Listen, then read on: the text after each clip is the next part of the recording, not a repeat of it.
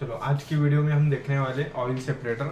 Oil separator एक ऐसा parts है जो रेफ्रिजरेशन मशीन में ऑयल को अलग करने का काम करता है।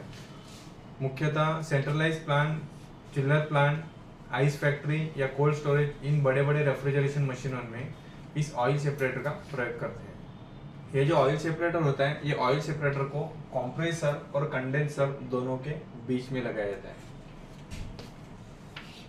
बड़े सेंट्रलाइज प्लांटों में आप ये जो कंप्रेसर देख रहे हैं, कंप्रेसर से लेकर इन दोनों के बीच में जो कंडेंसर है, कंप्रेसर और कंडेंसर, इन दोनों के बीच का ये जो पुर्जा होता है, जो एक इम्पोर्टेंट भाग होता है, इसको बोलते हैं ऑयल सेपरेटर, OS।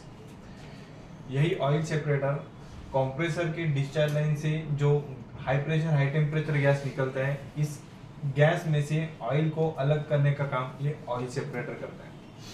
ये जो ऑयल सेपरेटर है, इस ऑयल सेपरेटर की बॉडी MS यानी कि लोहे की धातु की बनी होती है। एक सिलेंडर के आकार का ही रिसीवर यानी कि शेल बना होता है। जैसे सिलेंडर आप देखते हो, वैसे सिलेंडर के आकार का एक शेल बना होता है।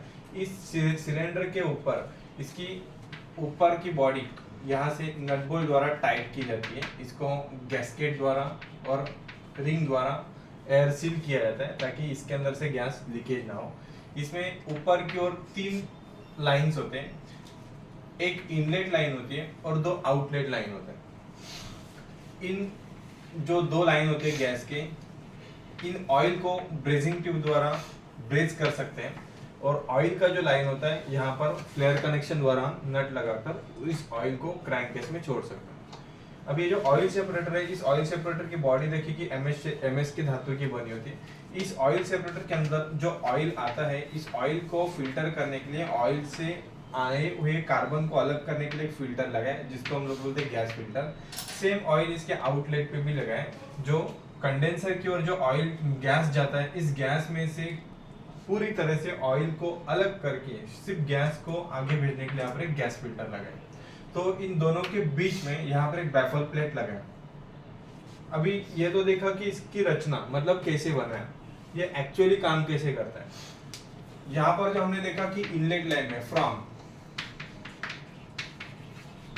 इनलेट में high pressure high temperature gas compressor से जब इस ऑयल सेपरेटर की ओर आता है, तो इस ऑयल सेपरेटर की ओर गैस जो आता है, तो उस गैस में ना कुछ तेल की मात्रा भी होती है। अब ये कैसे होता है, क्योंकि बड़े बड़े सेंट्रलाइज प्लांटों में या कोल्ड स्टोरेज हो, आइस फैक्ट्री हो या चिलर सिस्टम हो या स्क्रू चिलर हो, तो उस कंप्रेसर में ना ऑयल का होना बहुत जरूरी होता है। इन कंप्रेसर में ऑयल का होना बहुत जरूरी है। तो ये जो ऑयल होते हैं, ये ऑयल के कारण कंप्रेसर के अंदर लुब्रिकेशन होता है। लुब्रिकेशन मतलब इसके अंदर जो मैकेनिज्म होता है कंप्रेसर के अंदर, ये कंप्रेसर का मेन पार्ट्स जो जहां पर गैस कंप्रेशन होता है, ये टोटली पार्ट्स तो ऑयल टैंक में डूबा हुआ रहता है। कंप्रेसर के बॉटम में ऑयल पार्ट्स होते हैं, वहां पर ये सभी जगह पर ये ऑयल को स्प्रेड करने का काम करता है। अगर कंप्रेसर के बॉटम में ऑयल होगा तो इसके बीच में कम फ्रिक्शन होगी, मतलब चलने के दौरान जो इसके आपस में कुछ पार्ट्स हैं, ये आपस में रगड़ने या घिसने का आवाज नहीं करेगा।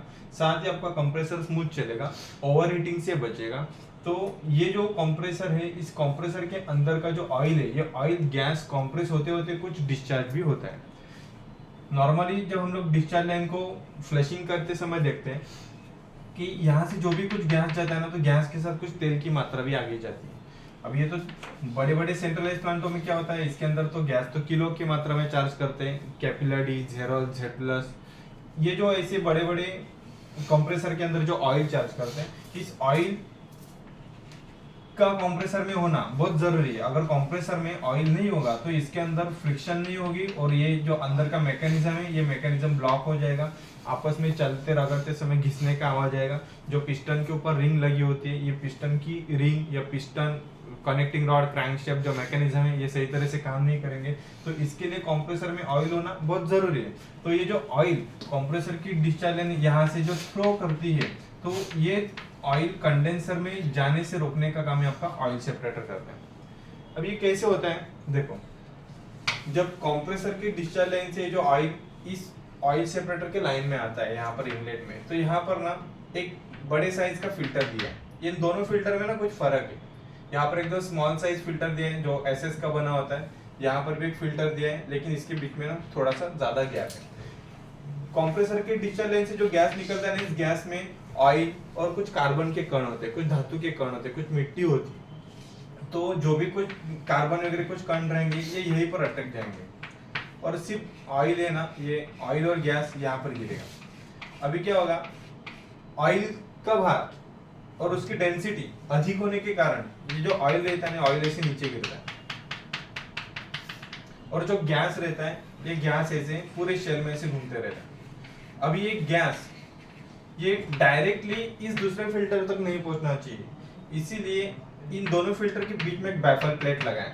एक प्लेट लगी होती है जो गैस को हाई प्रेशर हाई टेम्परेचर का जो गैस रहता है, ये गैस ना पहले से ऐसे बैफल प्लेट को टकराता है। अभी जब एक गैस इस बैफल प्लेट को टकराएगा ना, तो टकराने के बाद अगर उस गैस में और कुछ तेल की मात्रा रहेगी तो ये इस प्लेट को ऐसे चिपक कर मतलब चिटक जाता है, फिर यही ऑयल ऐसे नीचे स्लोपिंग से नीचे गिरता है। मतलब गैस फिल्टर में और यहाँ पर ऑयल को अलग करने के बावजूद भी अगर गैस में कुछ ऑयल बचा रहेगा तो ये ऑयल और गैस सीधा बैफल प्लेट को टकराते हैं और यही बैफल प्लेट द्वारा उस ऑयल को वापस अलग करके इस ऑयल सेपरेटर के नीचे बॉटम टैंक में छोड़ा जाता है। अभी जो बॉटम टैंक में जो ऑयल है, ये ऑयल तो यहाँ पर स्टोरेज रहेगा, यहीं पर रुका रहेगा। जो गैस और ऑयल अलग होता है, ये जो अभी अपने यहाँ पर ऑयल देखा, ये ऑयल यहाँ पर है और यहाँ तक ऐसे जो गैस आता है, यही gas high pressure high temperature gas इस फिल्टर में से जाता है। अभी यहाँ पर भी उसको वापस फिल्टर किया जाएगा। इसके अंदर जो यहाँ पर गैस, इस गैस में अगर कुछ ऑयल बचा रहेगा जो जाने वाला है, तो ये जो ऑयल जैसे इस फिल्टर में आएगा तो यहाँ पर वापस ऑयल अलग हो जाएगा और सिर्फ शुद्ध गैस यानी कि गैस शुद्ध होकर high pressure high temperature gas को आगे कंडेंसर में भेजा जाएगा। मतलब टोटली ऑयल सेपरेटर के अंदर लगभग 90% तक इसके अंदर ऑयल को अलग किया जाता है। बड़े सेंट्रलाइज प्लांटों में क्या होता है ना, अगर ऑयल कंडेंसर में चला गया है तो पूरे सिस्टम में ये गैस सर्कुलेशन में बाधाएं निर्माण करेगा। मतलब गैस को ना एक पार्ट से दूसरे पार्ट तक पहुंचाएगा नहीं। अगर गैस एक पार्ट से दूसरे पार्ट तक नहीं पहुंचा तो उसके अंदर कूलिंग में प्रॉब्लम्स आएगा। मतलब सभी पार्ट्स में सभी ट्यूब में गैस सर्कुलेशन ना होने के कारण इवेपोरेटर में कूलिंग कम हो जाएगी। तो इसके लिए कंडेंसर में गैस को जाने से पहले, ऑयल को जाने से पहले ऑयल सेपरेटर के अंदर फिल्टर और अलग किया जाता है। ऑयल को अलग करते, गैस को फिल्टर करते, ये सभी क्रिया इस ऑयल सेपरेटर के अंदर होती है। अभी ये जो ऑयल अलग किया ना, ये ऑयल हमें वापस कंप्रेसर तक पहुंचाना चाहिए। अगर ये कंप्रेसर में ऑयल रहेगा तो ही यहाँ पर लुब्रिकेशन होगा। तो ये ऑयल पहुंचेगा कैसे? तो ऑयल पहुंचाने के लिए यहाँ पर ना एक फ्लोट बॉल लगाए। ऑयल सेपरेटर के अंदर यहाँ पर एक फ्लोट बॉल लगाए। इस फ्लोट बॉल में यहाँ पर एक नीडल होती है। इस फ्लोट बॉल की जो नीडल है, ये नीडल इस लाइन के साथ यहाँ पर और यहाँ पर अलग की जाती है। मतलब यहाँ पर एक इसकी असेंबली है। जब फ्लोट बॉल नीचे गिरता है, मतलब ऑयल सेपरेटर के अंदर जब कुछ ऑयल नहीं होता तो ऑयल ना होने के कारण फ्लोट बॉल नीचे गिरता है और फ्लोट बॉल नीचे गिरने के कारण ये जो उसका नीडल है, ये नीडल इस ऑयल की लाइन को इसे लॉक कर देती है। ऑयल मतलब ये लाइन लॉक हुआ, मतलब इसके अंदर से ना गैस जा पाएगा ना ऑयल जा पाएगा, क्योंकि इसके अंदर कुछ ऑयल होगा ही नहीं, तो ऊपर कुछ नहीं जाएगा। सपोज डिस्चार्ज लाइन से निकला हुआ गैस, अगर उसमें कुछ ऑयल रहेगा तो यही ऑयल गैस के साथ मिक्सअप होने वाला ऑयल यहाँ से अलग होकर रिसीवर टैंक में या सेपरेटर टैंक में नीचे जमता जाएगा, स्टोरेज होता जाएगा। कुछ लेवल तक जब ये ऊपर आएगा तो फ्लोट बॉल, ये जो नीचे गिरा था, ये फ्लोट बॉल अभी ऊपर जाएगा। फ्लोट बॉल जैसे कुछ हाइट पे जाएगा तो फ्लोट बॉल हाइट पे जाने के कारण ये नीडल अभी इस आउटलेट लाइन को ओपन करेगी, मतलब नीचे आएगी, अपनी पोजीशन से नीचे आएगी, जिससे यहाँ से जो होल है, ये जो पाइप है, इस पाइप में से ये ऑयल लगभग इस एक नट द्वारा क्रैंकेस में जाएगा। क्रैंकेस मतलब यहाँ पर ये क्रैंकेस आपके कंप्रेसर के साथ जुड़ा रहता है, मतलब कंप्रेसर का ही भाग है क्रैंकेस। इस क्रैंकेस में इस ऑयल को छोड़ा जाएगा। अभी ऑयल कैसे जाता है तो आपने देखा यहाँ पर ना, ये क्रैंकेस में जो ऑयल अंदर आता है ये कंप्रेसर के सक्शन प्रेशर के बराबर होता है। मतलब अगर ये कंप्रेसर का सक्शन का प्रेशर 40 डिग्री पाउंड है तो ये ऑयल भी जो क्रैंकेस में जो ऑयल सप्लाई किया जाता है, रिटर्न आता है, ये ऑयल भी लगभग 40 डिग्री प्रेशर में इसके अंदर आएगा। मतलब ऑयल का प्रेशर और सक्शन प्रेशर नॉर्मली दोनों अगर देखा जाए तो बराबर ही होते हैं। तो ये जो ऑयल है, ये ऑयल आपने क्या किया, कंडेंसर में जाने से रोका। कंडेंसर में जाने से रोकने के कारण यहाँ पर कंडेंसेशन प्रॉपर होने लगा। कंडेंसेशन प्रॉपर हुआ तो लिक्विड रिसर्व में लिक्विड भी सेपरेट हुआ। लिक्विड लिक्विड की लेवल भी सही हो गई। फिर आगे एक्सपेंशन वाल्व सही तरह से काम करने लगा। एक्सपेंशन वाल्व सही काम करने की वजह से आपका इवेपोरेटर सही काम करता है। फिर इवेपोरेटर अगर अच्छी मात्रा में काम करेगा तो डेफिनेटली आपके बड़े सेंट्रलाइज्ड प्लांटों में कूलिंग भी प्रॉपर होगी। तो उन कूलिंग को बेहतर रखने के लिए हमें कंप्रेसर और कंडेंसर दोनों के बीच में ऑयल सेपरेटर लगाना जरूरी है। तो ऑयल और गैस कैसे अलग होता है आपने यहाँ पर देखा। फिर से देखेंगे ये गैस और ऑयल कैसे अलग होता है। मेन मामला यही है कि आप इसको समझ जाए।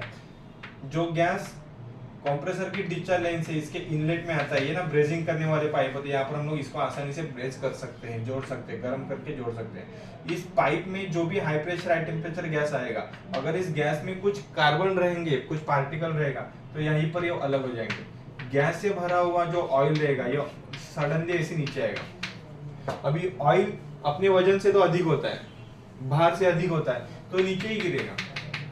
और हवा यानी कि गैस हल्की होती है, तो ये सीधा कंडेंसर ट्यूब की ओर ऐसे गुजरने लगती है। आगे इसको स्पर्श मिलता है इस बैफल प्लेट का। बैफल प्लेट में यहाँ पर गैस को ना मतलब रोका जाता है कि आगे जाने से पहले बैफल प्लेट उसको ऐसे रोकती है। फिर उस गैस में अगर कुछ ऑयल लेगा तो वापस से बैफल प्लेट को चिपक के यही ऑयल नीचे गिरेगा। मतलब टोटली ऑयल को आपने यहाँ पर अलग किया। अगर उसमें भी कुछ गैस में ऑयल रहेगा तो ये आगे जाएगा इस आउटलेट फिल्टर में। आउटलेट फिल्टर में वापस यहाँ पर गैस को सेपरेट किया जाएगा। और यहाँ पर गैस और ऑयल को सेपरेट करने के बाद जो सिर्फ गैस बचेगा, शुद्ध gas, high pressure high temperature gas, उस गैस को हम कंडेंसर में छोड़ेंगे। मतलब ऑयल सेपरेटर ने क्या किया, टोटली गैस को अलग किया। इस तरह से ये आपका ऑयल सेपरेटर काम करता है। तो ऑयल सेपरेटर सिस्टम में इसीलिए लगाया जाता है ताकि कंडेंसेशन प्रॉपर हो। ऑयल सेपरेटर टोटली ऑयल को अलग करे, इवेपोरेशन बढ़े, लुब्रिकेशन के लिए वापस इस ऑयल सेपरेटर में से क्रैंक केस में ऑयल छोड़े ताकि कंप्रेसर में लुब्रिकेशन भी प्रॉपर हो।